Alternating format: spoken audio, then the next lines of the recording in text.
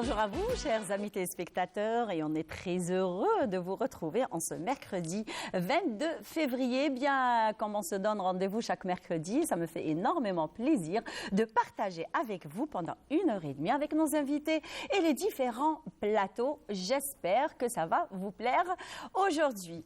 Eh bien, puisque il y a juste quelques secondes que vous avez entendu apprécier une très belle chanson de Cheb Bilal Waharan. Eh bien, aujourd'hui, on va ouvrir le programme avec le colloque international de l'histoire et la place d'Oran au bassin méditerranéen. Eh bien oui, Oran fait toujours couler beaucoup d'encre sur elle, comme elle l'a toujours fait, puisqu'elle a été toujours un carrefour civilisationnel. Eh bien, on va parler de cette ville qui a été construite en 902 par des marins andalous qui se sont installés dans cette crique qui était un point d'eau. Eh bien, on va le voir et on va en discuter dans un petit moment avec nos invités. Et bien sûr, on ira avec notre spécialiste juridique, Jamila Saber, qui est derrière les caméras. Aujourd'hui, elle ne va pas commencer avec nous. Alors, elle nous parlera justement du commerce pyramidal et le commerce par réseau. Alors ça, c'est illégal par la loi. Donc on va le connaître, on va savoir aussi un peu plus sur ce sujet avec Saber Jamila. Et bien sûr, nous parlerons de dons de sang à l'occasion de la journée internationale du cancer de l'enfant avec nos deux invités tout à l'heure. On va en savoir un peu plus et on va sensibiliser tous les téléspectateurs à faire un don de sang. Et bien sûr, puisque la dernière ligne droite, ça va être l'artisanat algérien, puisque nous aurons une personne, une artisane qui nous vient de loin. Vous allez la découvrir avec nous tout à l'heure. C'est Hassiba Bentayeb avec Mortar Boudia qui viendra de Mostaganem. Et voilà tout pour cette matinée. Et bien, comme on vous l'a habitué à chaque fois, et bien, cette matinée, on va commencer avec une très belle chanson. Je suis certaine que vous allez danser, vous allez fredonner. D'ailleurs, notre invité adore cette chanson. Yel Khomri Yamma de Sabah Saghir, Allah yarhamha.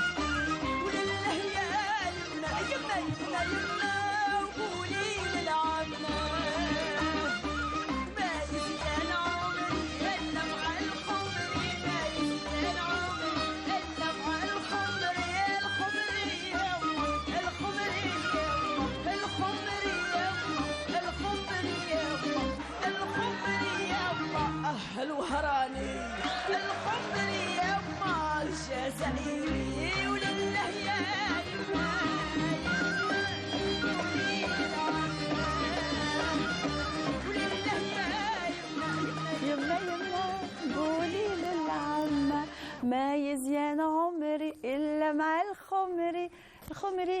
Alors j'adore, moi aussi j'adore cette chanson. D'ailleurs, je la fredonnais avec vous en même temps que vous. D'ailleurs, vous êtes devant votre petit déjeuner, des croissants, des pains au chocolat. Attention, hein, les kilos. Hein. Donc il vaut mieux faire une petite tartine avec, on va dire, du pain grillé, pourquoi pas, sans la confiture parce que ça fait grossir le sucre. Il faut faire attention avec un petit café sans sucre. Donc vous allez commencer la matinée, comme on dit, d'aplomb. Eh bien, comme je vous l'ai annoncé tout au début, on va parler avec aujourd'hui du colloque international de l'histoire et de la place d'Oran au bassin méditerranéen. Eh bien, au passé glorieux, cette belle ville riche et mythique, Oran, vit son présent radieux. Parce qu'elle avait vraiment, on parle de son passé qui a été un carrefour civilisationnel où elle a connu beaucoup de passages de différentes civilisations. Alors je le rappelle, que c'est une ville qui a été construite en 902 par des marins andalous qui ont trouvé un point d'eau ici, après un naufrage. Voilà. Donc, on va savoir tout cela avec nos invités. Madame Nouria Allewa, historienne, bonjour. Bonjour. Ça Pas va? tout à fait historienne, Oui. mais enseignante en civilisation américaine. Donc, pour Ça va? Ça va, très Vous bien. allez bien? Alhamdoulilah. C'est votre première télé? Oui. Ah, d'accord. Donc, aujourd'hui, on vous initie à la télévision. Ah oui, voilà. C'est le baptême. Voilà, Très j'ai bien. un peu de Donc, stress. j'espère qu'on va passer un bon moment. On va parler de l'histoire d'Oran. Ça va être d'ailleurs un très beau moment, j'espère. Donc, vous êtes accompagné de Monsieur Abdelkader Boubaya. Alors, vous êtes docteur en histoire du Maghreb islamique. Oui. Ça va? Oui, ça va bien. Vous allez bien? Très bien avec vous. Ah, ben, je suis très contente, d'ailleurs. Et hôte de la télévision algérienne à partir Marhaba. d'Oran. Ça nous honore d'être ici. Et aussi, on passe le bonjour à tous les téléspectateurs en Algérie et dans toutes les parties du monde, là où il y a un Algérien, Très bien. même s'il est seul. Très bien. Ah, ben oui. On est Ah, ben avec lui oui. aujourd'hui. Eh ben oui, de toute façon, nous, on essaye d'accompagner tous nos compatriotes qui se trouvent à l'extérieur du pays, où qu'ils soient, sur tous les pays du monde. Donc, on les accompagne et j'espère qu'on leur fait un tout petit coucou du matin. Et bien, il y en a même ceux qui nous regardent le soir, parce que de l'autre côté de la terre, c'est le soir. Oui. Donc, on leur dit bonsoir. Donc, voilà.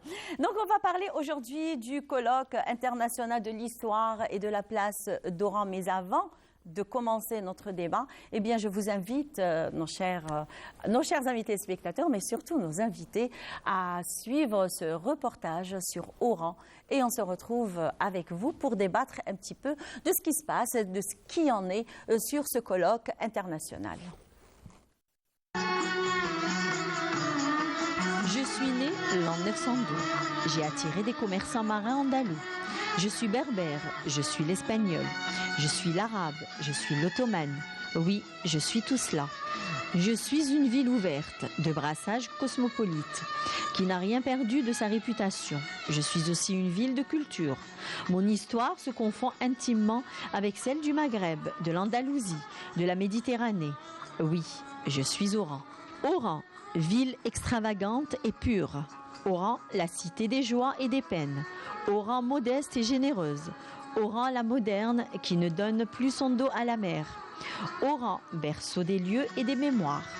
Oran, ville au cœur généreux et à l'âme tourmentée, portant dignement, mais péniblement, son patrimoine méditerranéen, riche par sa diversité, sa symbolique et sa forte charge.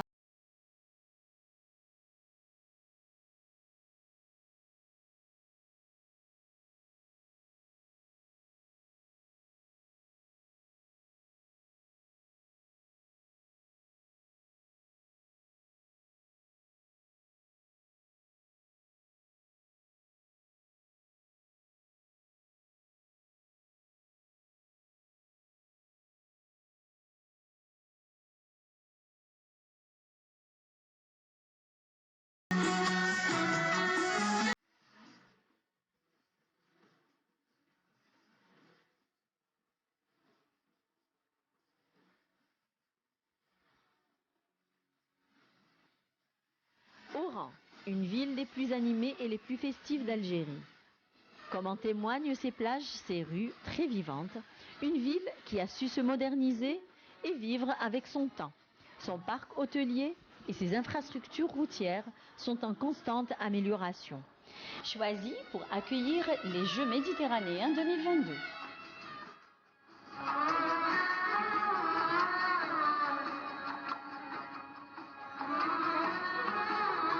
Une destination à part entière, surprenante et envoûtante à la fois. Oran marque l'esprit des voyageurs à tout jamais.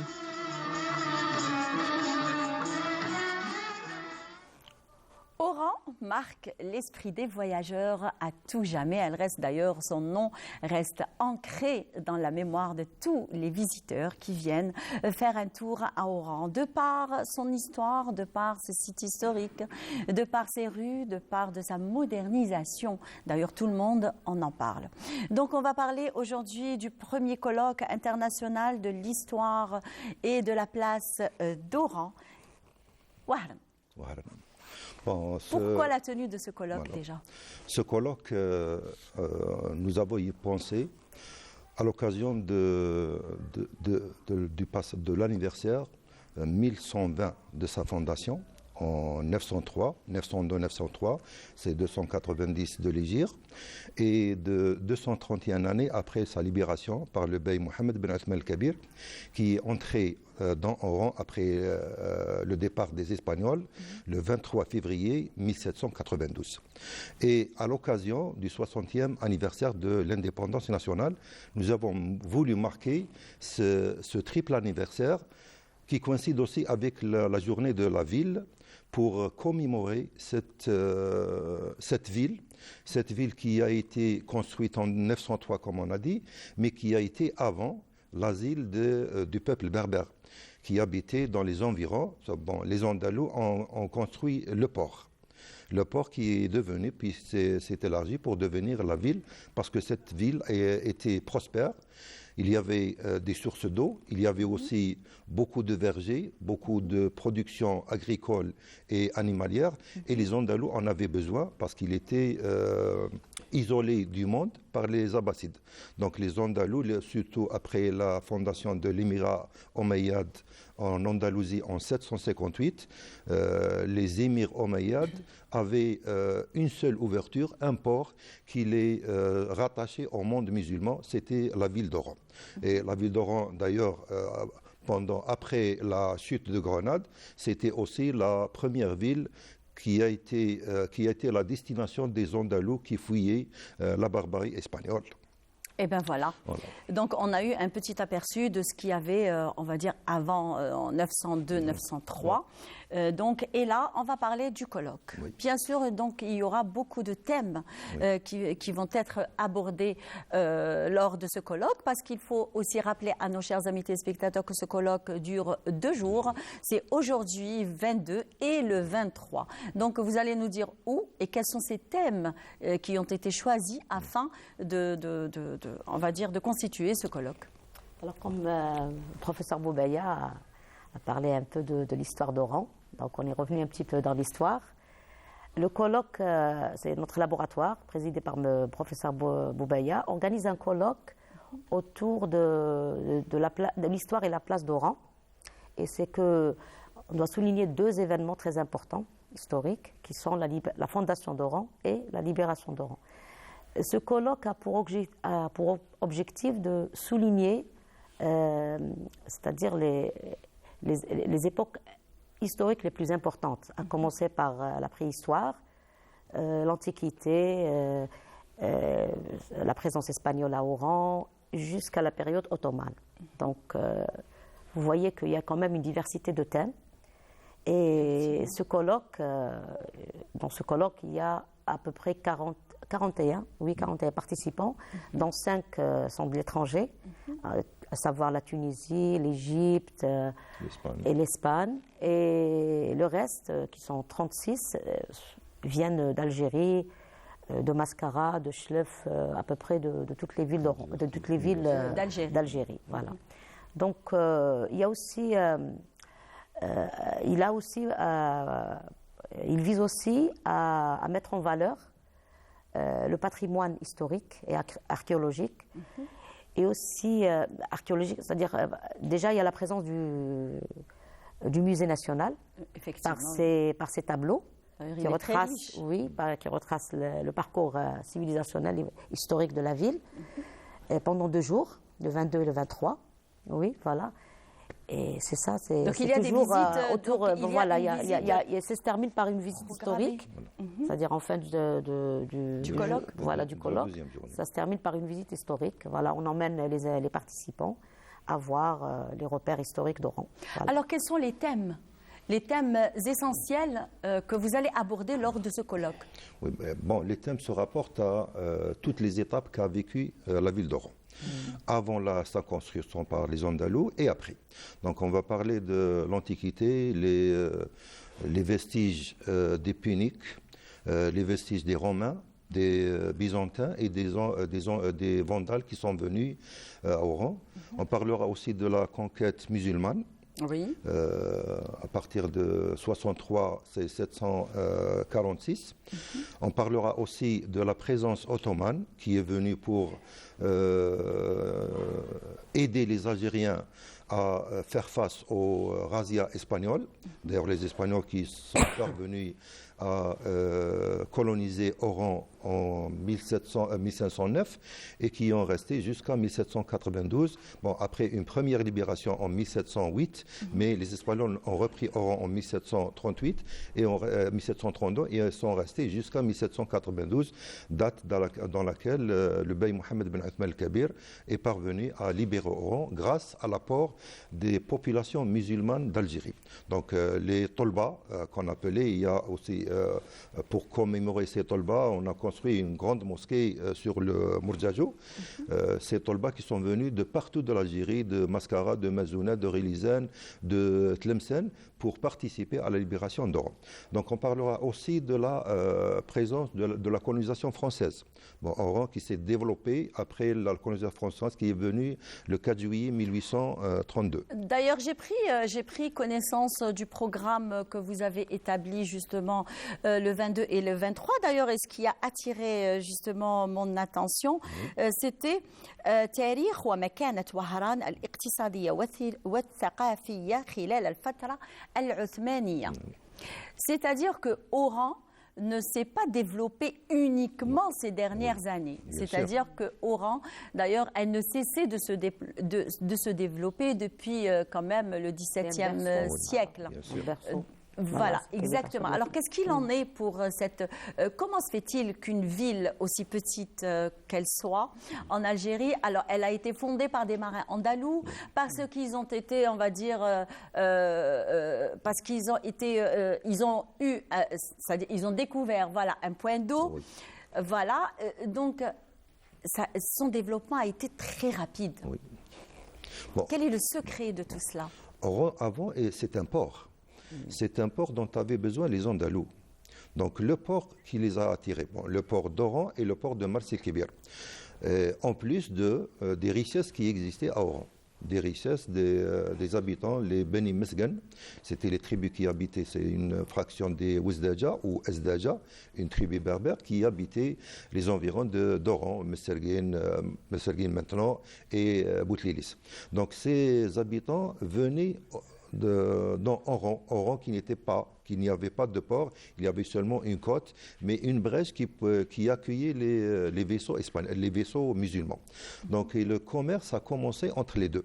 Donc avant, c'est commerce entre les Andalous et les tribus berbères. Et puis on a trouvé ensemble un accord qui permettait à ces Andalous de construire un port d'attache. Ce port d'attache-là, parce que c'était une place stratégique, un port stratégique qui était, qui pouvait rendre service à ces Andalous. J'ai dit avant que ces Andalous, surtout l'émirat andalou, l'émirat omeyyade en Andalousie, faisait face à deux grands pays, deux grands États qui les dérangeaient. Bon, l'État fadimide qui était en Ifriqiya, c'est la Tunisie actuelle et l'Est de l'Algérie, puis le Khalifa abbasside qui était à Bagdad. la solution, c'était d'avoir un port d'attache au nord du Maghreb pour pouvoir pénétrer dans ce continent et puis recevoir tout ce qu'avait besoin l'Andalousie. Très bien. Alors, c'est un colloque très important. On a parlé un petit peu d'Oran du temps ottoman, des Ottomans, Oran du temps des Espagnols, Oran du temps de la France. Donc, elle a vu plusieurs civilisations, un passage de plusieurs civilisations. Donc, Oran qui a émergé pendant les Jeux méditerranéens 2022. Donc, elle a inscrit son nom parmi les grandes capitales du bassin méditerranéen qui ont pu accueillir ce grand événement. Donc, quel est, on va dire, l'avenir d'Oran après les Jeux méditerranéens? Donc, c'est quand même une chose qu'on ne peut pas prédire. C'est un peu loin. Mais vu elle a abrité 2 événements très importants, enfin, elle abrite actuellement l'événement qui est typiquement historique et l'événement qui était avant sur le sport et les activités sportives, c'est-à-dire les Jeux méditerranéens, voilà. Donc, à l'avenir, ça va faire... je dirais, surtout que Madame Alaoua, c'est que Oran a émergé dans plusieurs domaines pendant les Jeux méditerranéens. Ce n'était pas uniquement Oran la sportive. Donc, elle a été beaucoup plus Oran la touriste. Oran la culture. Parce que pendant les Jeux méditerranéens, Oran a pu gagner beaucoup d'infrastructures touristiques, on va dire l'artisanat algérien en général, pas uniquement oranais. Donc les touristes, les sportifs qui étaient là, les délégations, donc ils ont pu découvrir l'art culinaire. D'ailleurs, il a été classé premier, l'art culinaire algérien. Rechta, algérienne, elle a été classée première. Maqroud el-Louz a été classée 7e, et ainsi de suite. C'est-à-dire, on a gagné beaucoup après, on va dire, les Jeux méditerranéens 2022. C'était l'ouverture sur c'est-à-dire Oran s'ouvre sur l'environnement extérieur, voilà, par ces colloques. C'est-à-dire quand on organise ce genre de colloque, automatiquement les touristes, les participants, même les touristes, quand ils débarquent, donc ils vont découvrir, si vous voulez, le patrimoine oranais, ils vont découvrir si vous voulez, c'est un trésor. C'est un trésor, voilà. Surtout que Oran, c'est une ville pleine de forts. Économique aussi. C'est le thème principal de ce colloque. Ce colloque, on veut faire connaître Oran. Je voulais arriver à ça. C'est mettre en valeur. Notre objectif principal, c'est de faire connaître Oran aux Oranais en premier et à tous les Algériens. À travers les tableaux ramenés par le musée Ahmed Zabana Oran et qui tracent les principales étapes vécues par Oran.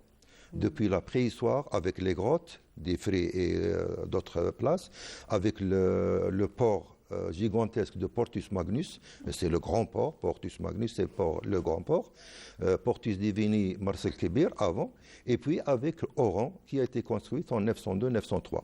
Donc cet Oran-là qui avait une place importante, et c'est pour cela que les Espagnols ont commencé par Oran. Ils ont conquis Oran, ils ont envahi Oran en 1509 en espérant envahir toute l'Algérie. Donc avant, c'était Marcel Kébir en 1505, 1509 et 1510, c'est Annaba et Bijaya. Et le tour, c'était d'Alger. Heureusement que les Ottomans sont entrés, ont aidé les Algériens à faire face à cet envahissement, à ces envahisseurs espagnols. Parce que les Espagnols, quand ils sont rentrés dans Oran en 1509, ils ont tout détruit. Ils ont détruit la ville, ils ont détruit les mosquées.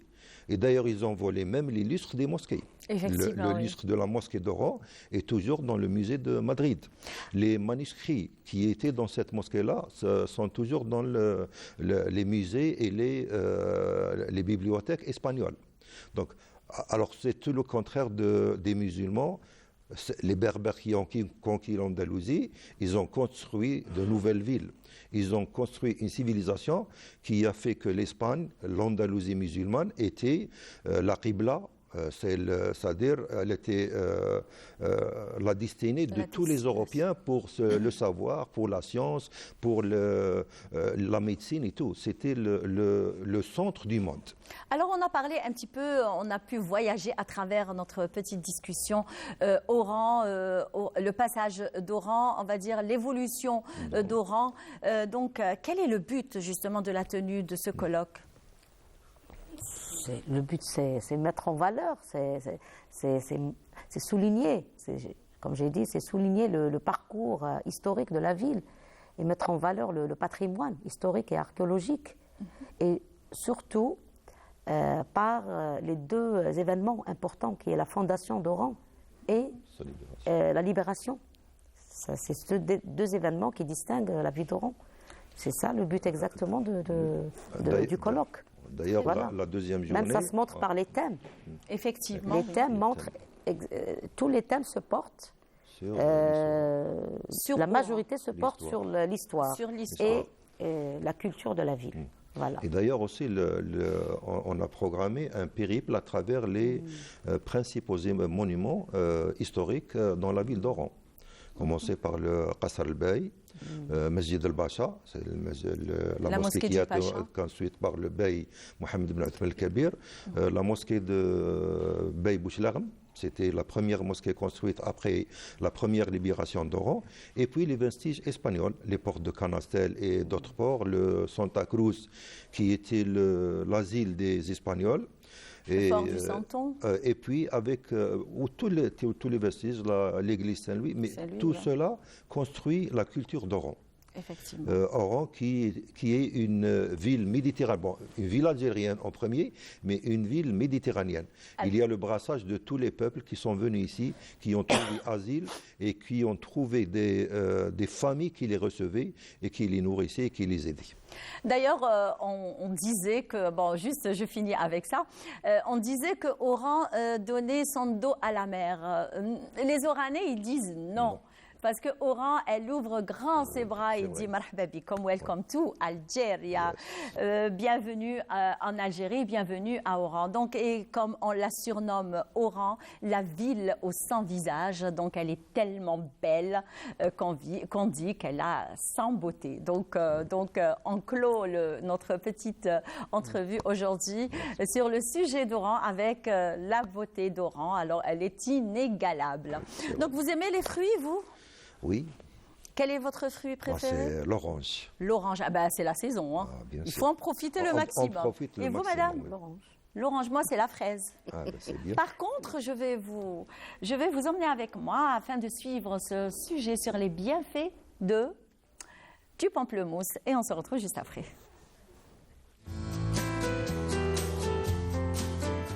Issu du croisement entre le citron et d'une orange de Chine, était alors immangeable, mais on lui soupçonnait déjà des vertus médicinales importantes. Le pamplemousse fut découvert en Jamaïque en 1800 par des Hollandais. Le pamplemousse recèle un grand nombre de bienfaits. Réduit le cholestérol, une consommation de 2 pamplemousses par jour aurait des propriétés de diminuer les taux de cholestérol et de triglycérides sanguins. Possède aussi des propriétés anti-inflammatoires. Détient aussi un pouvoir antiglycémique. Permet de lutter contre l'obésité. Car consommer un demi-pamplemousse par jour avant chaque repas pendant 12 semaines entraînerait une perte de poids importante.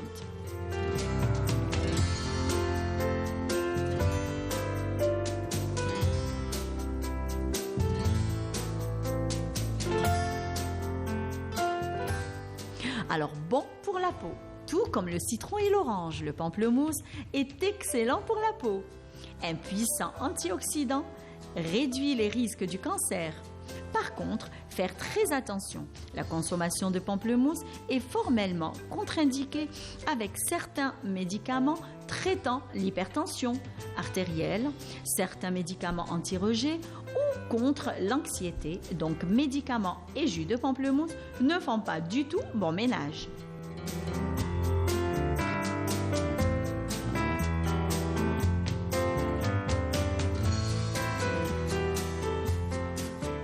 pamplemousse est un agrume qui se concrétise par sa légère amertume et riche en vitamine C et en antioxydants parfait pour affronter le climat hivernal. Apprécié pour sa fraîcheur et son goût légèrement acidulé qui se marie parfaitement avec les viandes et les fruits de mer. Oh là là, mais comment choisir le pamplemousse? Il doit avoir une peau lisse et bien ferme. Si sa peau possède des marques rosées et très parfumées et juteux. Un pamplemousse assez lourd est également le signe d'un fruit très juteux.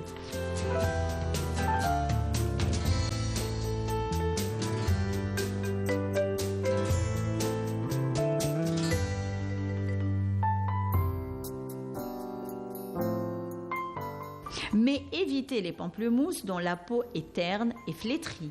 Ils sont déshydratés et leur jus sera très amer. Oh là là, mais comment conserver le pamplemousse? Eh bien, le pamplemousse se conserve une semaine à l'air ambiant, un mois dans le bac à légumes du réfrigérateur. Et vous pouvez même congeler le pamplemousse, soit entier, après l'avoir pelé, soit en jus.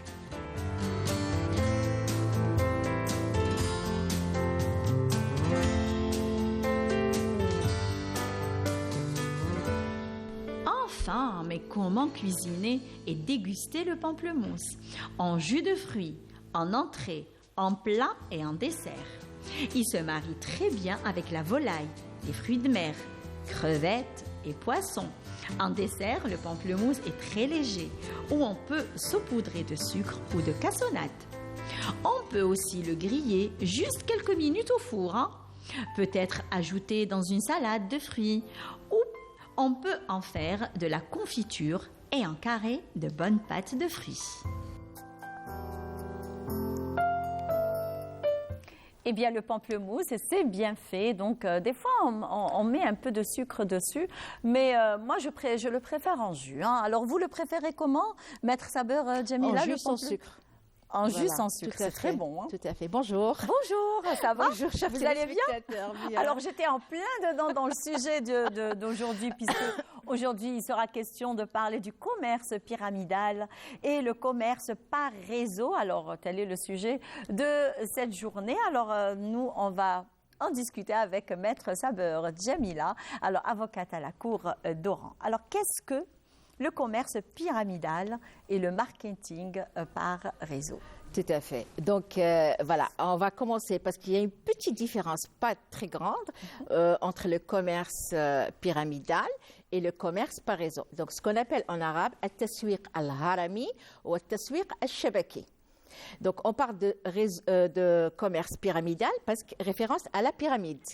Donc, c'est quoi? Il y a quelqu'un qui est en haut, c'est lui, l'initiateur, voilà, celui qui va tout bénéficier, il va prendre les profits. C'est lui qui initie. Donc, et ensuite, il commence à parrainer, à faire entrer des groupes, ce qu'on appelle parrainage et filleul.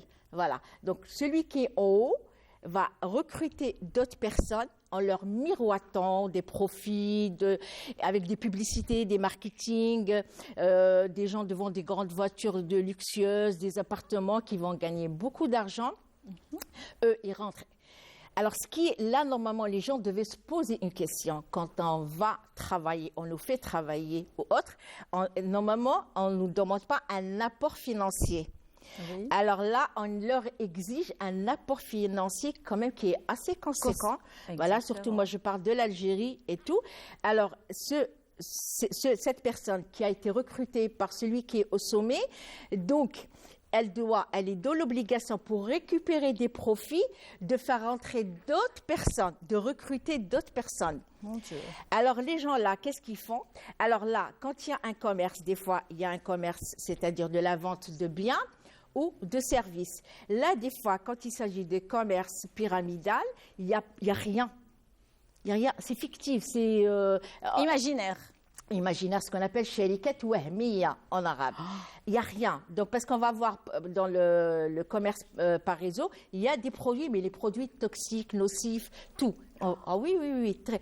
Alors, qu'est-ce qui se passe? Cette personne qui a été, celui qui est au sommet, il recrute. Ces personnes ramènent un apport en argent.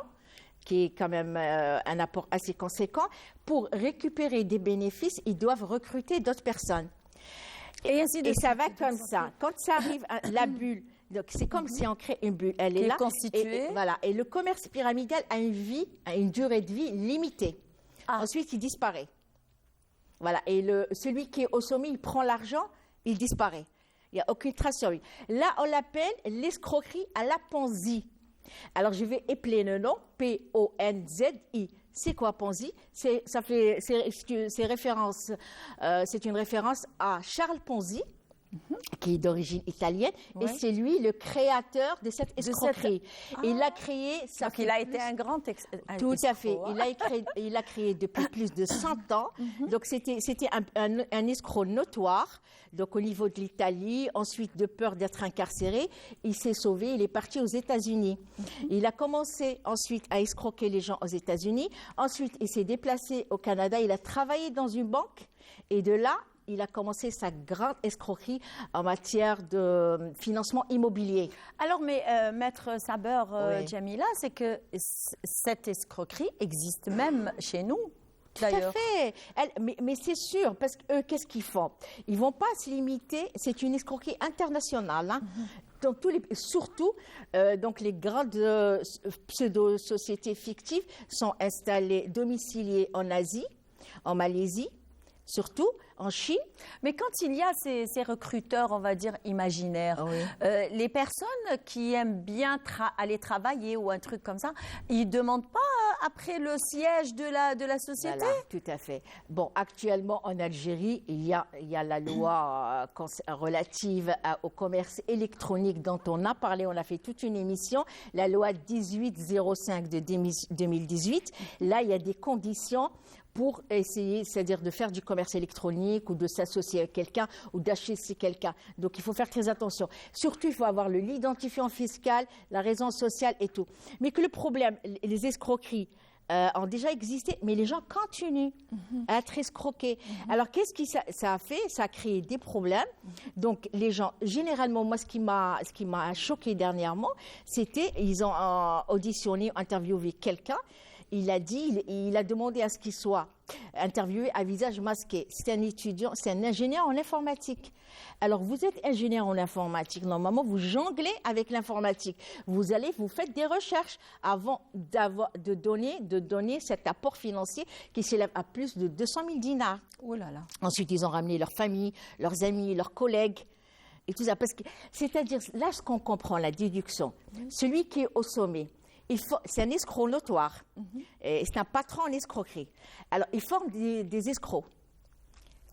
Ces victimes qui deviennent des escrocs. Qui deviennent des escrocs ensuite, malgré eux. Voilà, on recrute d'autres et c'est comme ça. Et ça. Dernièrement, concernant le commerce pyramidal, il y a eu aussi la grande escroquerie de Madoff, le financier de la bourse américaine. Et là, ça s'élevait à des milliards de dollars et tout ça. Donc, moi, je me rappelle, en concernant... ensuite, il y a ce qu'on appelle le réseau, le commerce par réseau. Le commerce par réseau. Commerce par réseau, ce qu'on appelle at-taswiq shabaki. Des fois, il y a des produits. Alors, ces produits, là, c'est très grave. Surtout parce que le problème, c'est arrivé pendant le confinement. Ils ont vendu des médicaments. Ils ont surtout la parapharmacie, les compléments alimentaires, les cosmétiques. Et tout ça, c'était le confinement. Les gens étaient H24 connectés. Donc, ils sont arrivés à vendre leur poison. En plus, c'est des produits qui ne sont pas analysés au niveau des laboratoires algériens. Donc, ils ont dû entraîner même la mort. Hein. Tout à fait, oui, beaucoup. Ces cancers-là. Alors, ils ne sont pas contrôlés au niveau, ce qu'on appelle le contrôle de qualité. Normalement, chaque produit qui rentre par air ou mer ou par terre, il y a des labos sur les frontières qui analysent et tout ça. Ensuite, donc ils ne sont pas contrôlés. Ils achètent, je ne sais pas, ils leur ramènent des certificats, ce qu'on appelle la certification ISO 22000, ISO 9000. Alors, c'est du bidon. Donc, alors, et ça, les Algériens l'achètent. Alors, je me rappelle, il y a des médecins, ils sont sortis, ils ont dit attention, n'achetez pas ces compléments alimentaires, n'achetez pas ces médicaments. Il faut faire très attention. Même des produits. Il faut aller à la pharmacie, tout simplement. C'est des produits de bas de gamme. Effectivement, oui. cancérigènes, toxiques. Alors, ils les vendent surtout pendant le confinement, ils ont fait ravage. Oui. Alors, les gens achètent, ensuite ils se retrouvent avec cette marchandise stockée chez eux, ils n'arrivent pas à l'écouler. Et tout ça, donc ça crée des problèmes entre familles, il y a eu des divorces, il y a eu des familles qui ont explosé. Effectivement, parce oui, qu'ils ont beaucoup pendant le confinement. Un oui. argent fou et tout ça. Je me rappelle, en 2018, il y a eu des plaintes d'un groupe de jeunes qui ont été escroqués par une entreprise, je ne sais pas si comme ça. Non, voilà. on ne cite pas. Donc,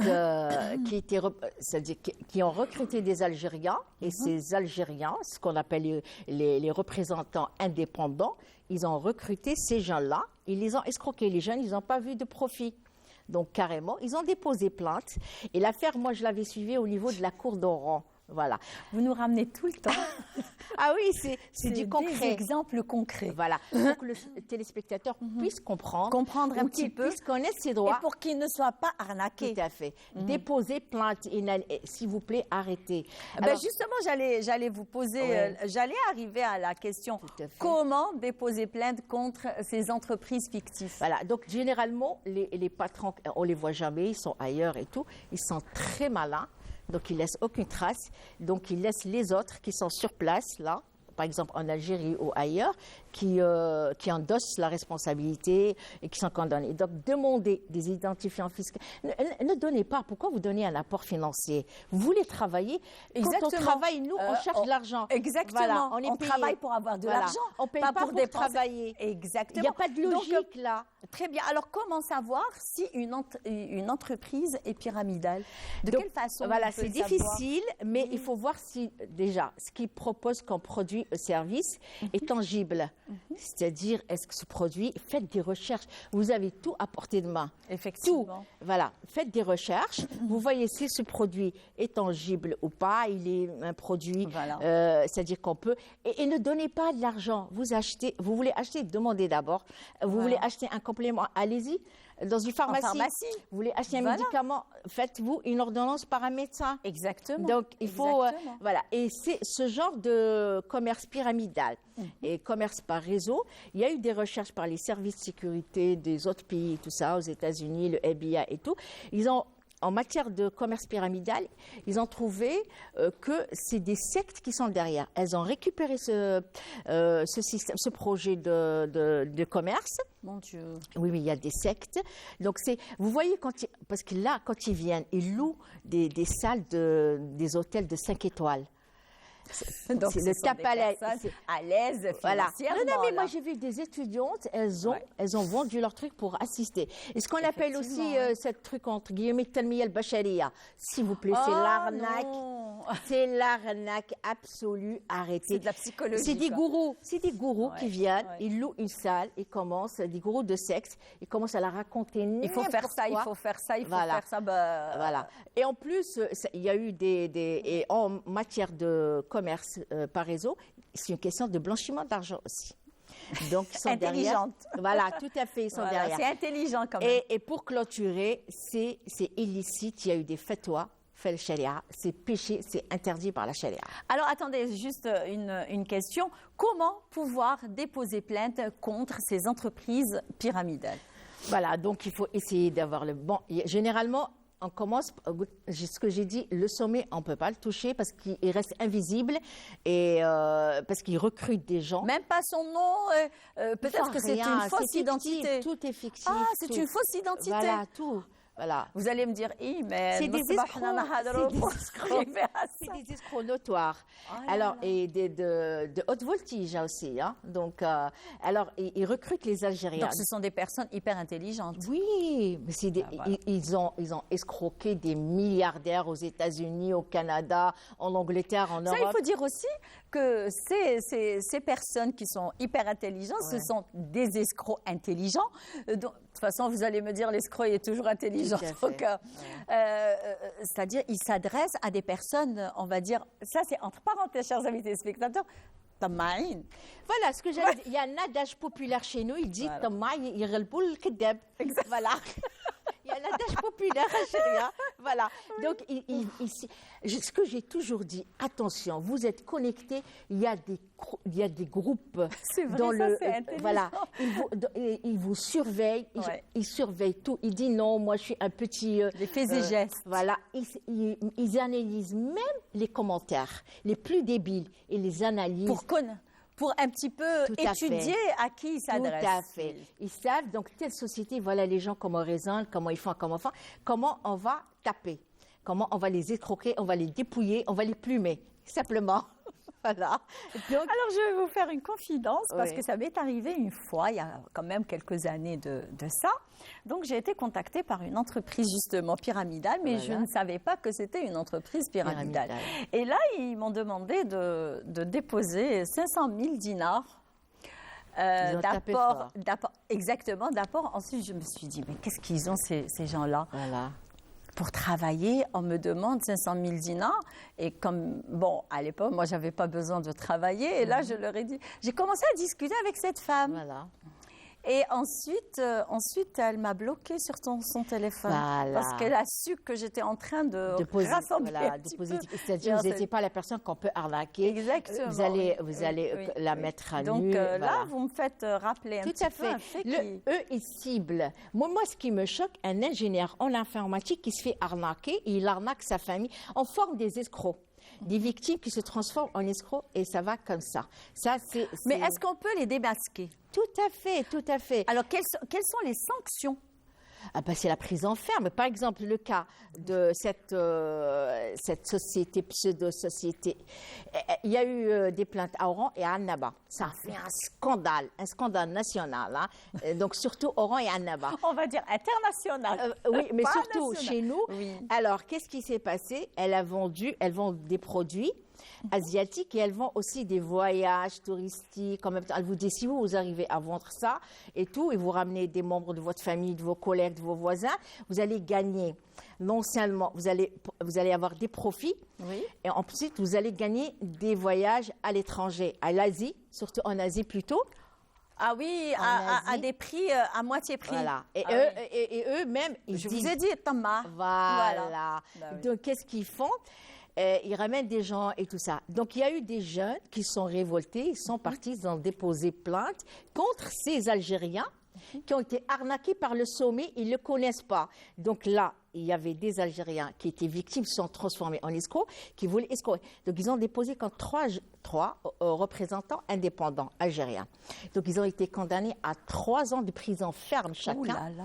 plus dédommager ces personnes-là, plus les dommages et intérêts, plus l'amende. Alors là, ils ne vont pas s'en sortir. Parce que quand ils vont sortir, déjà, ils étaient endettés. L'amende, elle sera de combien? Ah bah elle va s'élever hein, quand même, parce que ça dépend du juge comment elle va s'élever quand même. Et surtout, de rembourser ces gens-là. Il y a eu des cas concrets en Oui, Algérie. oui. Surtout, moi j'ai suivi cette affaire, elle était en appel au niveau de la cour d'Oran. Ensuite, il y a eu Annaba, il y a eu Alger. Donc, il y a les représentants qui viennent vers vous, vous prenez leurs coordonnées. On s'en fout. Vous êtes venus vers moi, vous allez, moi je vais déposer plainte contre vous. Et vous déposez, vous cherchez à qui vous avez donné votre argent. Il faut les dénoncer au niveau de la sûreté, au niveau de la gendarmerie nationale aussi. Donc, et ça continue dernièrement, parce que moi je suis en train de faire un travail de recherche que je vais publier en livre sur les réseaux sociaux, ce qui se passe sur les réseaux, les arnaques, les escroqueries. Maintenant, je comprends, vous êtes en train de faire des travaux de recherche Tout à fait. sur tous les domaines. Tout à fait. Là, je comprends pourquoi, parce que là, je me suis dit, comment se fait-il que Saber Djamila puisse connaître à ce point tous les, on va dire, tous les sujets juridiques. Comment se fait-il? Parce qu'il y a des avocats. C'est un compliment. Non, mais ça, c'est vrai. Hein. Ah ouais. Alors, et là, vous êtes en train de me dire que vous Je êtes fais en beaucoup train de recherches, énormément. Beaucoup de recherches, et en plus, parce que vous préparez un livre. Voilà, donc. et moi, mon plaisir et mon dada, c'est de faire des recherches comme ça, de trouver quelque chose. C'est-à-dire aller, rester à papoter au téléphone, voilà, c'est pas du tout C'est de la perte de voilà, tout à fait. Voilà, Nemima et autres. Donc là, ce que j'ai vu dernièrement, ça fait 2 jours, une pseudo, entre guillemets, youtubeuse qui a je ne sais pas combien de followers, donc, et elle dit que des banalités, ce qu'on appelle le tafaha. Elle est vulgaire, et avec une N'importe quoi. vulgarité inouïe et tout ça. Ouais. Elle parle de le commerce par réseau. Elle leur dit, écoutez, voilà, il y a ces produits, ils sont extraordinaires, moi je les ai essayés. Alors, ils font en France, pour les personnes, les immigrés algériens qui sont en France, c'est tant. Pour les Algériens, c'est tant. On vous envoie, il y a des trucs, ils sont extraordinaires, je les ai essayés. Regardez ma peau, regardez mes cheveux, regardez. Et après, on se retrouve avec des catastrophes sur le visage, des chutes de cheveux considérables. Et ensuite, vous allez être escroqué, vous allez perdre de l'argent. Exactement. Voilà. Alors celle-là, cette youtubeuse, moi je l'ai signalée.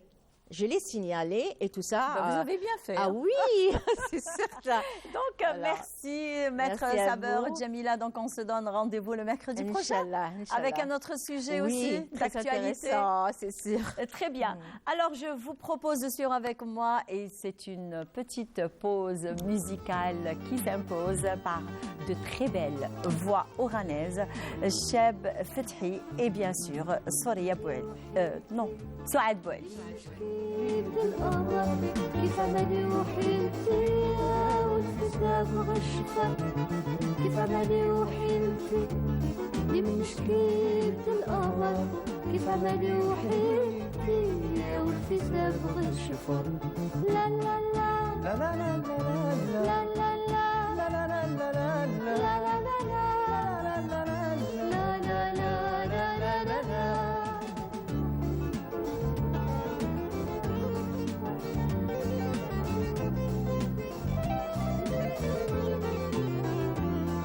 عملي وحيلتي لي من نشكي بلي عدتي مشارستي المنيتي ساعة جاني بشي خبر من طفوات دمعتي وفنات وخاطري انقهر كيف عملي وحيلتي يا والفي ساب شفر لا لا لا لا لا لا لا لا لا لا لا لا لا لا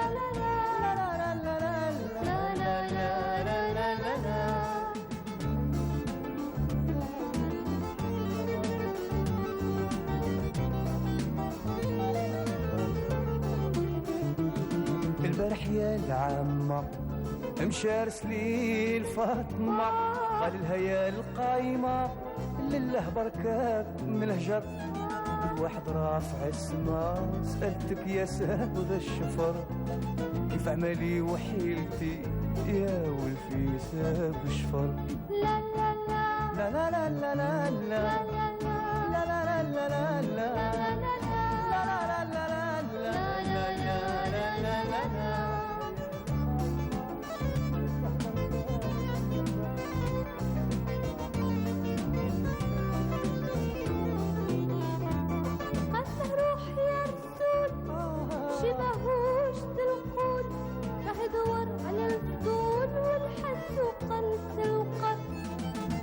شاف لي وصول الله يرزقه الصبر كيف عبالي وحيلتي يا ولدي تابغ الشفا لا لا لا لا لا لا لا لا لا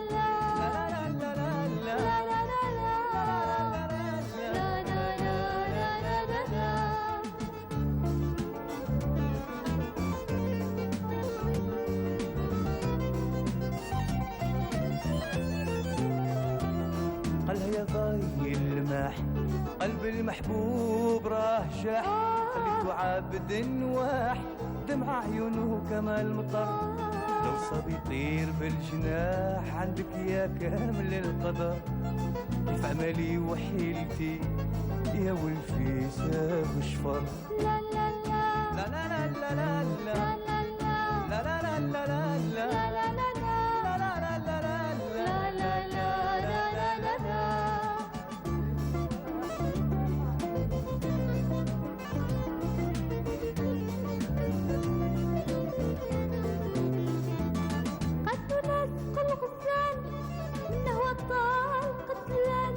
لو كان يدوب وجبال بكاه يكتم الحجر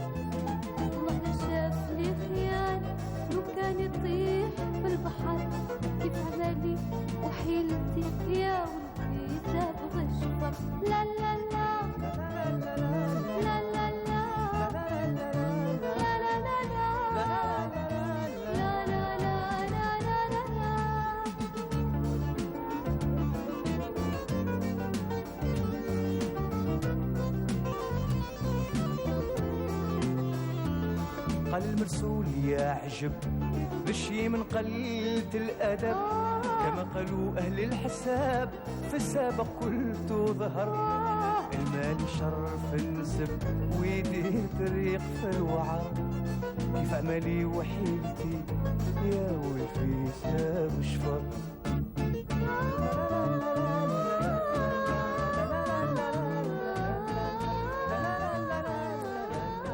Une très belle chanson, souvenir, et bien retour vers le passé, bien sûr. On a vraiment apprécié ces deux belles voix qui se sont rencontrées dans cette belle chanson, d'ailleurs mythique, à laquelle on fredonne, et puis des fois... Rana Feddarha Kandio le ménage et on fredonne une très belle chanson et ça fait plaisir. Et donc, comme on l'a annoncé tout au début, on va parler aujourd'hui du don de sang et des cancers puisque c'est le mois du cancer digestif. Et bien, pour en parler, nous avons avec nous docteur Emel Zemmour. Alors, vous êtes maître de conférence. Ça va? Très bien, merci. Merci d'avoir accepté notre invitation. Merci à vous.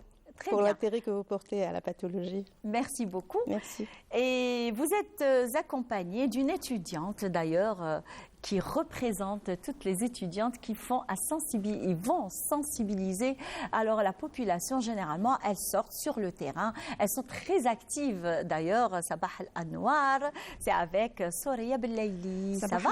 صباح النور الأنوار لك ولكل الطاقم ونشكركم على هذه الدعوة. Très bien. Alors, vous êtes étudiante en quoi?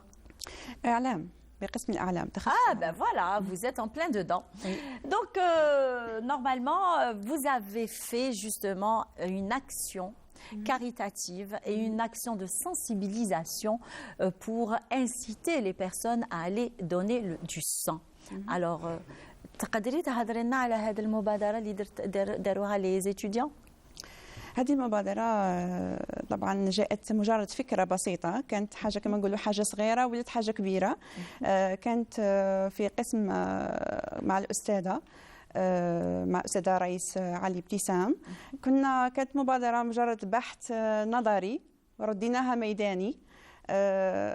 تشارك فيها العديد من الطلاب في قسم علوم الإعلام والاتصال.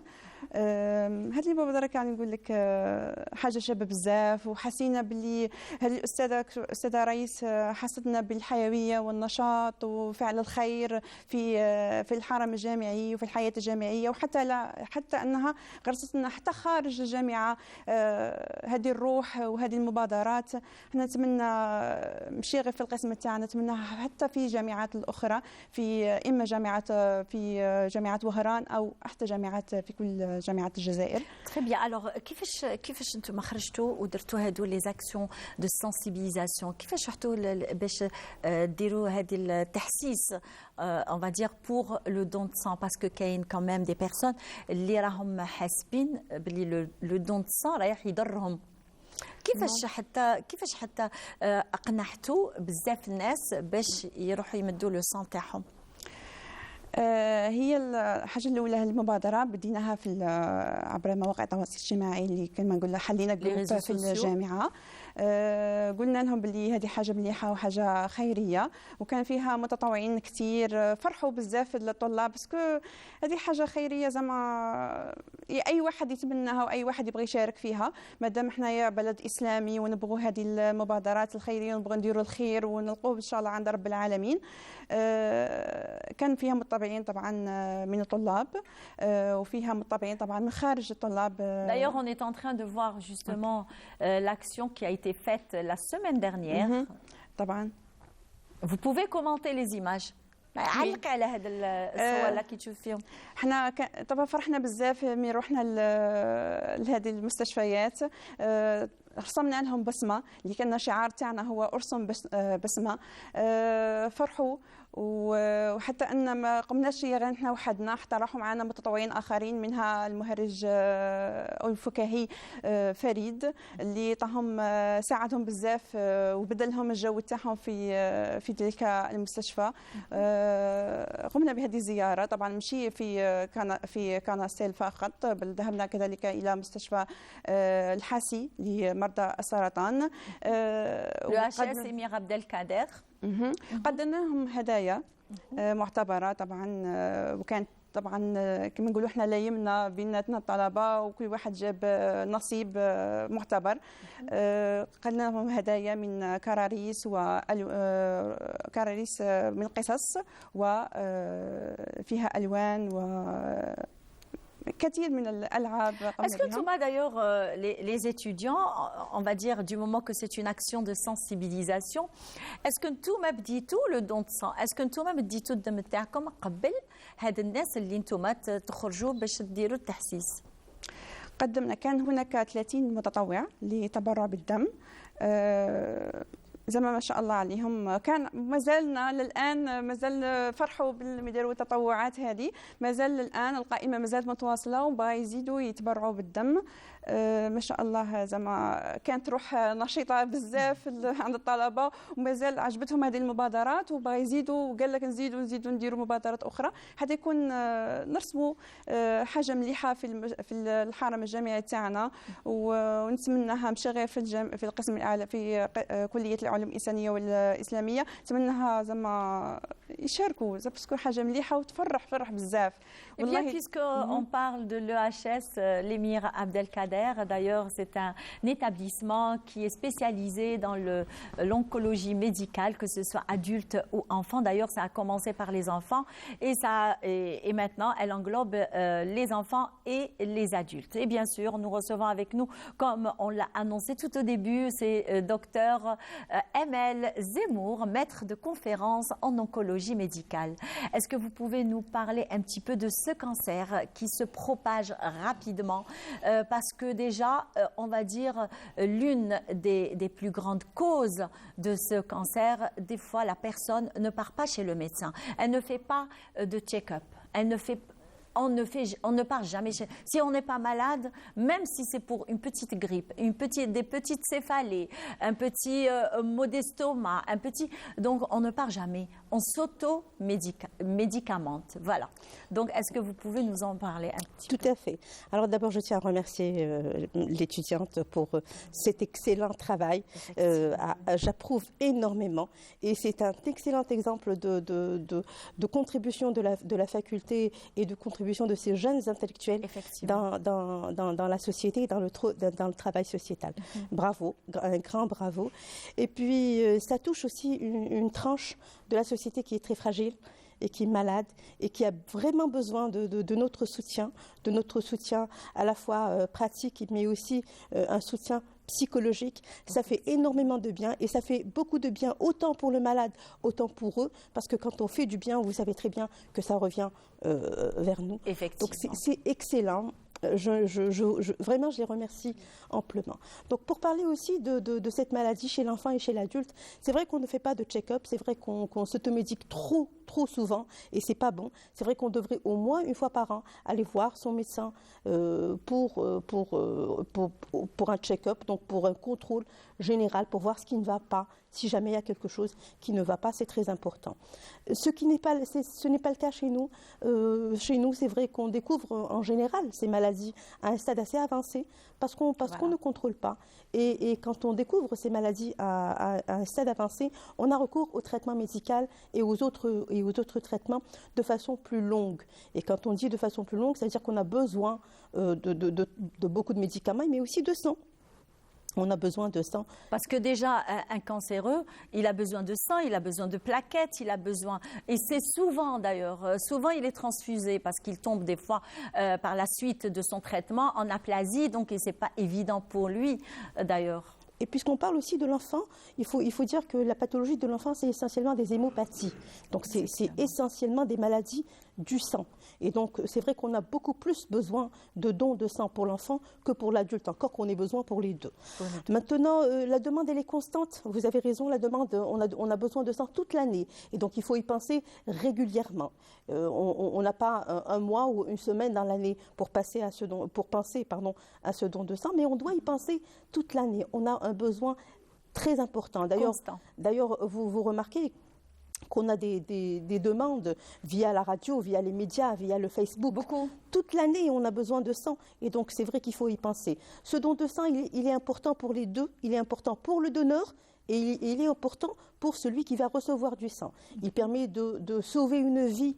On ne le dira jamais Donner assez. son sang, c'est peut-être on va sauver une vie. Hein. Mais sûrement qu'on va sauver une vie. Oui. Alors, ce don de plaquettes, il permet de sauver la vie d'un enfant, ce qui est très important et très cher à nous tous.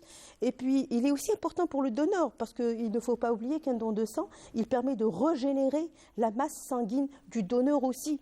Oui. Donc c'est bon dans tous les sens. Ça permet de gagner une vie, ça permet de régénérer son propre sang et c'est aussi faire du bien à soi et à l'autre. Alors un petit mot justement sur ce mois de cancer digestif. Alors oui, vous savez comme le cancer du sein, il y a le mois d'octobre chaque année pour le cancer du sein. Et on ne dira jamais aussi assez qu'il faut parler des cancers toute l'année, mais il y a aussi des moments précis où on doit parler de tel ou de tel cancer plus fréquemment que le reste de l'année. Donc le mois de février, oui, on en parle assez souvent. Les cancers digestifs, essentiellement les cancers du côlon et les cancers du rectum. D'ailleurs, le cancer du côlon, il s'est beaucoup propagé ces derniers temps. Tout à fait. Avec un taux de mortalité quand même assez élevé. Assez élevé. Qu'est-ce qui se passe? Pourtant, c'est un cancer qui va vers la guérison, hein, généralement dans d'autres pays. Qu'est-ce qui se passe en Algérie? Alors justement, on en parlait un moment. On découvre en 2023, on découvre ces cancers à un stade assez avancé. Voilà. Donc pourquoi? Justement parce qu'on ne fait pas assez de check-up, parce qu'on ne fait pas assez attention à soi-même, on va dire. Effectivement. Les cancers digestifs, comme beaucoup d'autres cancers... On va dire on n'écoute pas notre corps. Tout à fait. Vous avez parce tout qu'il à fait nous lance raison. des signaux. Et puis, il ne faut pas attendre d'écouter son corps. Il ne faut pas attendre que la plainte. Et il faut justement aller au-devant. Il faut aller faire des check-up sans qu'il y ait de plainte, sans qu'il y ait de symptômes. Oui. Alors les cancers digestifs, c'est des cancers qui sont éventuellement des cancers génétiques, comme beaucoup d'autres cancers. Donc il y a une partie de génétique, il y a une partie de malformation, on va dire. Quand on cherche dans les antécédents familiaux, donc on trouve quand même des aberrations génétiques, mais aussi c'est un cancer du mode de vie. C'est un cancer d'un mauvais mode de vie, c'est un cancer d'un mauvais comportement alimentaire. Effectivement, voilà. Donc il faut aller beaucoup... Donc on revient toujours à notre quotidien alimentaire. Tout à fait. Il faut aller beaucoup plus vers l'alimentation plus saine, plus naturelle, vers le moins de stress, ce qui quand même minimise le risque du cancer. On ne va pas anéantir ce risque. Le cancer, s'il est là, il va de toute façon se manifester, mais on va diminuer certainement le risque d'avoir un cancer, essentiellement un cancer digestif. Donc oui, si on s'alimentait plus sainement, si on s'alimentait plus naturellement, si on menait une vie avec moins de stress, avec plus d'activité, certainement qu'on va minimiser, diminuer le risque de passer au stade de la maladie. Et qu'en est-il pour le cancer de l'enfant ? Les cancers de l'enfant, en général, sont des hémopathies.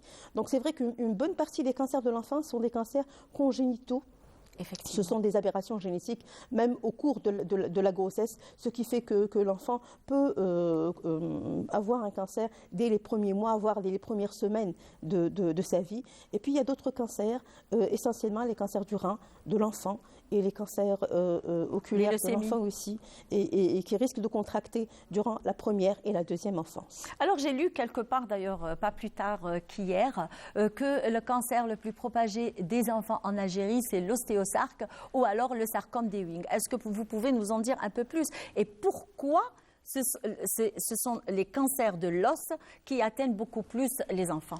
Alors, pour répondre à cette question, pourquoi ce sont les cancers des os, il faut certainement faire des études épidémiologiques sur cette population de malades qui ont attrapé cette maladie et pour essayer de comprendre un peu quelles sont les raisons ou les causes qui ont donné ce cancer. On n'en est peut-être pas là, mais c'est vrai que les cancers des os sont des cancers qui sont présents chez l'enfant et même chez l'adolescent. Donc on en voit au cours de la vie. C'est des cancers qui sont malheureusement, on va dire, assez méchants. Les traitements ne donnent pas d'excellents résultats et le malade traîne les complications de la maladie jusqu'à l'âge adulte, jusqu'à l'âge d'adolescent, voire d'adultes jeunes. Et alors, quel est le conseil que vous donnez à nos chers amis téléspectateurs et aux personnes, on va dire, afin d'éviter d'arriver à un stade vraiment très avancé du cancer?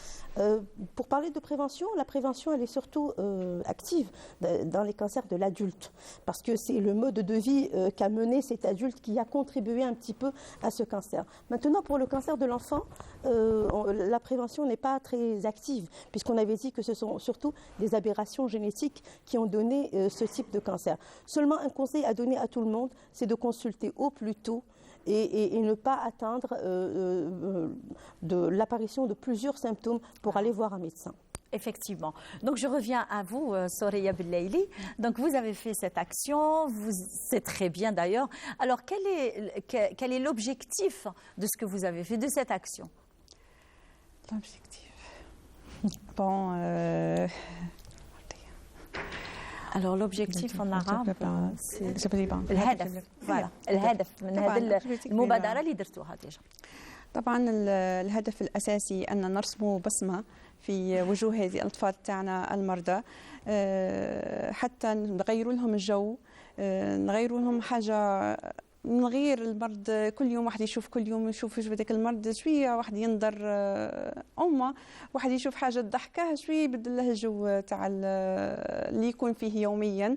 احنا نتمنى ان اللي درناه يكون فرحهم، باسكو احنا فرحنا بذاتنا، احنا فرحنا بزاف، باسكو فرحنا surtout quand on voit des enfants qui sont prêts avec le grand sourire, ça c'est le bonheur quand même. هي فيها على جهتين، الفرحه لينا ان رسمنا لهم ديك البسمه في وجوههم، وبجهه اخرى انك تشوفي مثل هذا الجو زعما سونسي بزاف، حساس بزاف، هذاك البلاصه زعما اللي يروح لها زعما تدمع العيون زعما بلا ما تعبه. بصح نتمنى لهم، والله نتمنى لهم الشفاء لكل المرضى وكل المرضى المسلمين ان شاء الله. Inch'Allah ya Rabbi. Donc j'espère que vous allez continuer dans cette lancée et ça ne va pas être le dernier acte humanitaire que vous allez faire ou alors sortir pour sensibiliser. Il faut sensibiliser, c'est toute l'année, pas uniquement dans des périodes bien précises. فرصتنا الأولى وإن شاء الله غادي المجال يكون مفتوح وبابنا مفتوح لهذه الأمور. Bon courage. إن شاء الله إن شاء الله إن شاء الله. Vraiment يعطيكم الصحة. Donc un dernier mot, docteur. Alors oui, il faut penser à cette pathologie qui est chronique et à cette pathologie qui est lourde. Il faut penser à soutenir ces malades, tant sur le plan pratique, en leur offrant du sang, ce qui est très important, et aussi au soutien psychologique. C'est peut-être aussi un appel à tout le monde. On peut tous aider, chacun à son niveau, chacun comme il peut. Si vous avez un peu de temps, s'il vous plaît, allez-y voir les malades, les enfants malades et les adultes malades. Offrez-leur un sourire qui est gratuit et qui peut donner beaucoup à ces malades. Beaucoup de l'espoir à ces malades. Beaucoup d'espoir. Voilà. Un petit sang aussi. Oui. Voilà. Oui. Ça ne nous fait pas de mal puisqu'on va le récupérer rapidement juste après. Au contraire, voilà. Ça ne nous fait que du bien. Sur le plan vraiment médical et sur le plan psychologique aussi. Merci beaucoup, docteur. C'est un plaisir que d'avoir eu ce brin de causette avec vous. Merci beaucoup. Donc, alors, sujet signé Nabinoui sur la confection de la selle de cheval et on se retrouve juste après. En cuir lisse aux bordures entièrement estampées à la main, un aspect ferme tout en assurant un amortissement efficace, totalement flexible dont la légèreté de la selle offre une liberté de mouvement totale. Sellier est plus qu'un métier, c'est un art parce qu'il œuvre dans l'esthétique et nécessite beaucoup de passion et patience. Maniant la matière première noble qui est le cuir et les fils de dorure. Tel maître Nourdine Garmit, artisan qui tient à transmettre son savoir-faire et son expérience à ses frères qui désirent apprendre. Ce métier spécialisé dans la selle arabe devenu une référence. Donc, بعد ما كملنا المراحل تاع التفصيل هذوك كما شفتوا يبقى لنا التبليع ضرب. عندنا هذا القدح وهذو الورايات كبار تاعه وهذا القربوس وهذو الورايات صغار تاعه وعندنا الجناب. أول حاجة شنديروا نقصوا هذو يسموهم الحلات. وين نقصوهم بعد كي نولوا نبلعوا يدخل فيهم القدح هنا والقربوس. الحاجة الأولى نبلعوا الجناب في بعضها. نبلعوا الجناب في بعضهم كما راكم تشوفوا هنا نبلعوا الجناب. هذه يسموها التبليع، هذه يسموها الصارمة، تبلعهم في بعضهم. ومن بعد نبلعوا قدح ونبلعوا القربوس في بعضها كما راك تشوف رانا مصرمين هنا. ومن بعد نبدا نبوزوا القدح والقربوس في الجناب هذو بالفتله هذه يسموها الفتله. هذه يسموها كي نبلعوا السرج يسموها الصارمه. هذه تبلع تاع السرج يسموها الصارمه. وكي نكملوا التبلع راك نشوفوا التبلع تاعها كيف يخرج فيها. عندنا القربوس هذا هو القربوس ها يجي يركب هنا وهذو الورايات الصغار تاعو يركبوا هنا. وعندنا الجناب هذو زوج شغل كي نبلعوهم هذه يسموها الصارمه. نبلعوهم وتبقى لنا المرحله التاليه هذه نديروا لها السفيفه تاع نركبوها ونفوتوا هذا الخيطه. اول حاجه نفصلوا كما راه كان يفصل نفصلوا الجناب في الزوج نعاودوا كما كان نقولوا نفصلوا القربوس ونفصلوا القدح نفصلوهم نديروا لهم الكرتون تحت. هذه الكرتون باه المجبود ما يقعد مسته ونرشموهم. هذه الديس هذه يسموها الرشيمه هذه. ومن بعد نأمروهم مجبود. هذه الرشيمه نأمروها مجبود. هذه راك تشوفوا التعمار تاع المجبود كيف. دونك عندنا هذا الجنب هذا كما راك شفتوا كانوا يعمروا فيه. بعد ما يتأمر كاع نقلعوا له الكرتون تاعه وفي لي بياس الجنب هذا الاول والزوج والقدح والقربوس تاعه كي يتعمروا نقلعوا لهم الكرتون ونديروا لهم لا دوبلير كما كنتوا تشوفوا في السطاره الاولى هذه سنه. ونعاودوا نبلعوها هذه كما كنا نقولوا الصارمه تاعها وصوالح ونديروا لها المرحله التاليه تاعها سفيفه وتكون كامله السطاره. هذه السطاره يسموها راهي الديسه فيها شويه خفيفه يقولوا لها نص عماره. والمجبود هذا راهي مأمره بالمجبود الاصفر وكاين المجبود الابيض. وعندنا هذه السطاره هذه ثاني نخدموها بنفس الطريقه اللي خدمنا هذه. عندنا هنا مأمره بالمجبود الابيض نقدروا نديروا لها قبل الكرتون كما كنا نديروا فيه هذه ومن بعد نقلعوا الكرتون نديروا لها لا دوبلير تاعها ونبلعوها كما كنا نشوفوا في الطريقه تاع السطاره السان. Soigneusement étudié, chacun de ces accessoires, chaque détail requiert les techniques manuelles les plus fines. En commençant par utiliser le chasse-peau pour la découpe judicieuse du cuir à la main, puis par l'abacar qui permet à la finition des bords du cuir afin qu'il ne soit pas tranchant. Passage oblige par la rainette afin d'encastrer la couture pour éviter son usure. Utilisant la pareuse pour affiner le cuir et éviter les surépaisseurs. Passage inévitable par le rembordage pour replier le bord d'une pièce de cuir afin que la coupe ne soit pas visible. Et enfin, l'ornement de fil d'or vient agrémenter cette belle réalisation. Eh bien, le fil d'or qui agrémente une très belle réalisation, c'est la confection de selle de cheval. Alors ça c'est artisanal puisqu'on parle et on a fait la transition avec un sujet artisanal. Sujet signé, je le rappelle, Nabi Noui, le rédacteur en chef à la télévision algérienne, ici même à la station régionale d'Oran. Merci pour ce beau sujet artisanal. Eh bien, puisqu'on parle d'artisanat, on a avec nous deux artisans et pas des moindres. On va découvrir à travers ce plateau leur savoir-faire, leurs produits aussi artisanaux. Alors vous allez voir, ce sont des merveilles. D'ailleurs, moi j'ai découvert après je vous le dirai. Hein. Mais restez avec nous. Donc, bien sûr, galanterie oblige. On commence toujours par les femmes. Alors, une sympathique personne qui nous vient, alors, devinez d'où. Je vais vous le dire quand même. Alors, elle nous vient de Bouira. Et oui, Bouira est présente à Oran aujourd'hui par Hassina Bentaye. Bonjour. Bonjour, je suis très contente d'être avec vous et très heureuse. Merci. Alors moi, découvrir ce beau sourire du matin. Merci beaucoup et merci d'avoir accepté notre invitation. C'est un honneur. Et bien sûr, vous n'êtes pas seul puisque vous êtes accompagné d'un artisan aussi qui nous vient, devinez d'où? Eh bien de Mostaganem, c'est monsieur Mourtar Boudia. Bonjour. Salam alaikum. Alaikum salam, marhaba bik. Ça va? Alhamdulillah. Pas stressé? La première fois, c'est normal. Non, la première fois avec nous, regardez, il y a tout le monde qui est là. Ça va, ils sont sympathiques quand même. Très sympathique. Voilà. Alors on parle avec, vous allez nous présenter vos produits. Comment vous êtes arrivé justement à confectionner tous ces produits artisanaux? Eh bien là, c'est toute une histoire, comme on dit. Ah. Ben, Belle histoire. Très belle histoire. Très dont bien, je suis fière de mes origines. Et je remercie infiniment mes ancêtres, mes grands-parents et mes parents. Et je remercie toute personne qui était sur mon chemin, qui m'a encouragée, qui m'a enseigné, et toute personne qui m'a surtout donné le cœur à faire ça. D'ailleurs, rien que de voir ce produit, franchement, يعطيهم الصحة. Ma grand-mère, Allah yarhamha, Lalla Halima. Eh ben voilà, Lalla Halima, Rabbi yarhamha, Inch'Allah. Alors là, Inch'Allah. c'est qu'elle vous a initié à la fabrication de shampoings naturels. Naturel. Alors là, c'est au thym, au henné, au fenugrec et bien sûr jujubier. Il faut le dire بالعربية اللي يعرفوهم tout le monde. Alors, c'est allez-y. زيت الحنة, زيت الحلبة وزيت السدرة. وفيهم بلوس الزيت الأساسي والتقطير للزعتر, l'huile essentielle et l'hydrolat du thym. Alors, ce savoir-faire... Juste enlever la chaînette pour pas déranger le Oui, micro. bien sûr, désolée. Voilà. Ça, c'est notre Souad qui m'a demandé. Merci Souad de nous avoir dit. Ben voilà. Oui, Ben, ce savoir-faire, il est très ancien depuis les pharaons, depuis bien plus ancien que ça. effectivement, la beauté au naturel. Cléopâtre se douchait dans un bain de lait. Effectivement. Et ben là, je vous ramène un savon au lait de chèvre.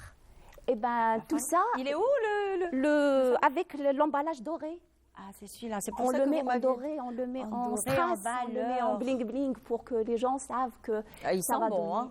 Oui, ça sent le savon naturel. Et Effectivement, bien tout ça, ça sent c'est bon. le démarrage était ma grand-mère, Allah yarhamha, avec le hammam naturel thermal qui était dans leur village.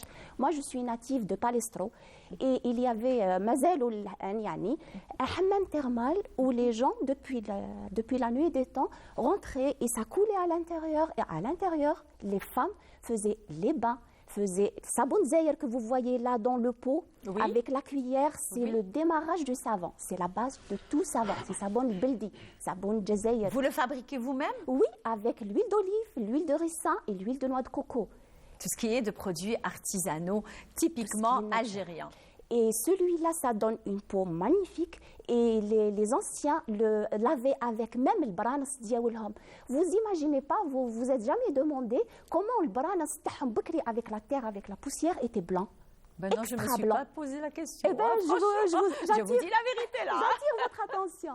Eh ben, ils utilisaient sabon beldi, au naturel comme ça. Vous voyez, il est blanc le nôtre. Parce qu'on le fait avec de l'huile d'olive qui est, ماشي hadra, pas fraîche de l'année, mais 2 ans, 3 ans. Et cette huile d'olive, elle donne l'éclat, elle enlève toutes les saletés. Vous avez fait des études Moi, je suis informaticienne de Babzouar.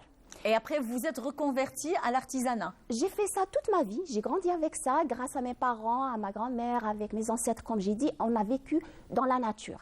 Et tout le temps, cette plante, elle sert à ceci, cette plante, elle guérit cela, et cette plante, elle est médicinale. Et on a vécu avec ça. Avec le temps, au lieu de le faire moi-même, juste pour moi, on a décidé avec ma sœur de le faire. Pourquoi ne pas faire une marque? Pourquoi ne pas commercialiser ça avec maintenant le grand boom du bio, le grand boom Effectivement. du naturel? Oui, c'est le moment d'ailleurs. Nous avons un trésor.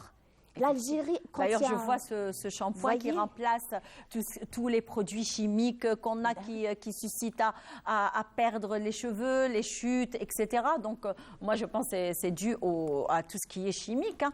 Donc, restez juste, on va faire un petit break pour parler un petit peu avec Monsieur Boudia Mortal. Alors, vous êtes artisan. On va découvrir avec vous ce que vous faites. Vous aussi, vous avez des mains de fée. Merci. Allah yatik saha. Amen. Merci d'avoir accepté notre invitation. Hadalli un petit peu sur tout ce que vous faites. Je base sur l'artisanat écologique. Très bien. Allez-y. كيش نقول لك كيفاش حتى لحقت باش دير هادو لي on va dire هادو les objets d'ailleurs qui sont très jolis.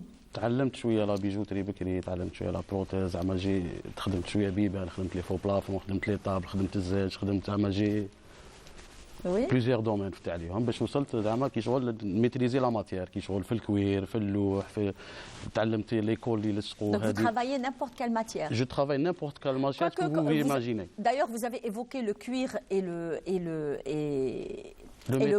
bois, et le bois. Ce sont des matériaux nobles. Oui, et naturel. Et naturels.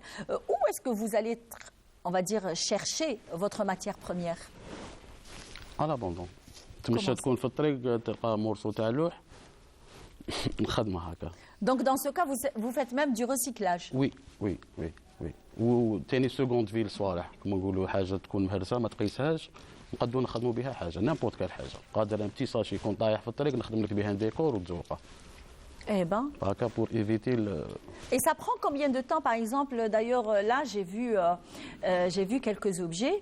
Donc, ça vous prend combien de temps afin de sculpter, on va dire, ces figurines? Ça dépend على حساب البرودوي. زعما كما هذيك لا بالونس. Oui, voilà la balance. هذيك كما نقولوا هذيك اون بوش تاع لوح عاود تقصصها وتسحق الغالفانيزي تما فيها شويه وقت شويه باش تدخل دي بتي تريك. Ça a pris combien de temps? Une journée هكا ولا une demi-journée. وعلاش درت une balance؟ الصوالح اللي كانوا عندي جاتك بانت لك اون بالانس؟ بانت لي على حساب الصوالح اللي كانوا عندي هذاك القرقع تاع الناير كيشغل حبات هذاك سيدي قرقع تاع الناير هذاك. داكور سي لا كوكي. لا كوكي تاع داكور فريمون برافو. ميرسي صحيت. D'accord. Et c'est une gazelle, c'est ça? Ouais, c'est une gazelle avec du bois. Je l'ai trouvée dans la rue. Je l'ai fait pour faire le concours de l'artisanat. نهار اللي فوت الكونكور خدمته باش نفوت الدبلوم تاعي باش ديت دبلوم. يعطيك الصحة. Et le cuir là-bas, c'est? Le cuir c'est du cuir. كما هذاك اللي كان يخدم به السرج دروك في عندي صاحبي يخدم السرج في مصغارم. يعطيني لي شوت. بهذوك لي شوت نخدم بهم هكا هذا لو كوفر تاعو tu peux l'ouvrir. Voilà. لو كوفر وهذاك لو ميتال ثاني لقيتها في الطريق تاع سوي غلاس ما كاينش تتحكم في لا ماتيير. Ça, c'est très joli, avec ça, vraiment. Et ça peut quand même être des objets artisanaux pour nos touristes qui viennent justement visiter nos villes. Donc, alors, ils prennent des produits artisanaux faits par les mains de fées que vous avez et ils prennent aussi des matières, on va dire des savons naturels, des shampoings au naturel aussi, de Madame Hassina Bentayeb qui nous vient de Bouira. Donc, les savons, ça vous prend combien de temps? Alors déjà, ce qui a attiré mon attention, c'est ce savon noir et blanc. Ce savon noir et blanc, c'est un savon naturel au charbon actif. Et je dois dire aussi que tous les savons contiennent 5 huiles naturelles et ça vous laisse un film hydratant après sur la peau pour remplacer le film hydrolipidique qui s'en va naturel qu'il y a sur notre peau. Donc ça va protéger la peau en attendant qu'elle se régénère toute seule. Et je dois dire aussi que nous avons fait avec ma sœur qui est biochimiste à l'étranger, elle nous a équilibré les formules. Moi, j'ai pris l'artisanat, j'ai pris le harfa comme on dit avec ma grand-mère. Ma sœur, elle m'a équilibré toutes les formules de telle sorte à ce que ça soigne. Bah, on n'est pas des médecins, mais quand même, on essaie d'apporter du bon à notre peau. Et tous nos savants, nous avons déposé la marque, c'est tout un processus qu'il faut suivre. Nous avons, comme je dis toujours, nous avons pris notre savoir-faire ancestral, nous l'avons mis dans Et vous arrivez à vendre un bon nombre de savons, de shampoings et tout? J'ai fait même l'étranger. La demande est conséquente? Oui, ça va. J'ai fait même l'étranger, ça a beaucoup plu. Et surtout parce que c'est fait selon les normes actuelles et aussi avec notre touche personnelle. Vous voyez la forme, vous voyez la façon comment faire. Et tout ça pour faire plaisir aux gens, ce qu'ils demandent. Eh bien, on se quitte par se faire plaisir aux personnes qui en demandent. Merci beaucoup, Monsieur Mokhtar Boudia, d'avoir fait quand même le trajet de Mostaganem jusqu'à Oran. Merci à vous et le bonjour à tous les habitants et ceux qui nous regardent de la belle ville de Bouira. Mais avant de se quitter, chers amis téléspectateurs, toute l'équipe de Bonjour d'Algérie de la station régionale d'Oran présente un heureux anniversaire à notre collègue et ami de l'information, du service de l'information, Boubacar Mansouri, qui fête son anniversaire. Santé, bonheur, joie et surtout réussite, et reste avec ton grand sourire et on espère toujours de beaux sujets comme tu les fais, comme tu nous as habitués à les faire. Donc merci à vous, chers amis téléspectateurs, de nous avoir accompagnés jusqu'à 9h30. On vous donne rendez-vous quand? Eh bien oui, le mercredi prochain avec d'autres plateaux et d'autres invités. Au revoir et bon week-end.